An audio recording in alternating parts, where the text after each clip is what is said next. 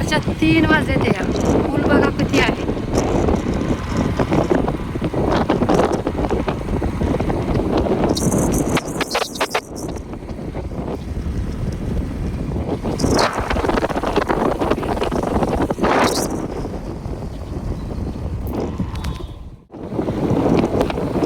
हा असं आमच्याकडे ऊस असतो आणि ते मंदिर वगैरे दिसते ते तिकडे लांब डोंगरावरती अंबाबाईचं मंदिर आहे. किनी सातारा रोड रस्त्याने आम्ही चाललेलो आहोत किनीवरून. हे बघा दिसला इथे अंबाबाईचं मंदिर आहे डोंगरावर.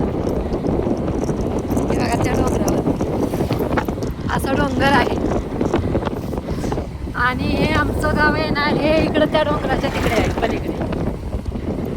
असं आहे. आम्ही कोरेगाववरून जाताना रस्ता डेंजर आहे, खूप डेंजर आहे रस्ता.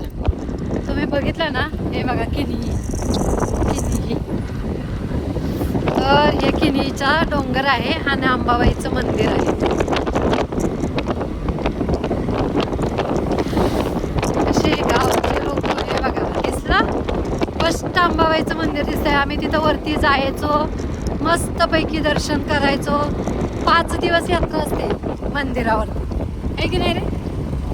5-6 दिवस असते ना? हा 6 दिवस यात्रा असते आमच्या देवाची, अंबाबाईची. गाड्यांच्या शर्यती असतात. हे बस स्टॉप आहे इथलं. ही नदी आहे आणि आता आम्ही चाललो आहोत आमच्या घरी किनीला. तर हा समोरच किनीचा डोंगर आहे अंबाबाईचा. दिसला अंबाबाई गाणं आहे. तिनं किती लावते ते गाणे.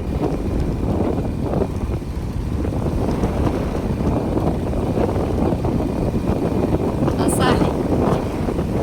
आणि पायऱ्या पण दिसतात का तुम्हाला डोंगराच्या? हे बघा ह्या पायऱ्या आहेत, वरती चढून जायचं त्या पायऱ्याने.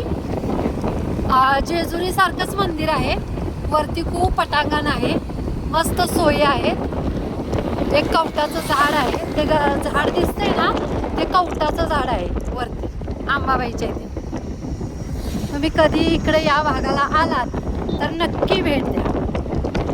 फुलं बघा किती बहरलंय झाड. हे किनी गाव आहे, पेटचं गाव आहे.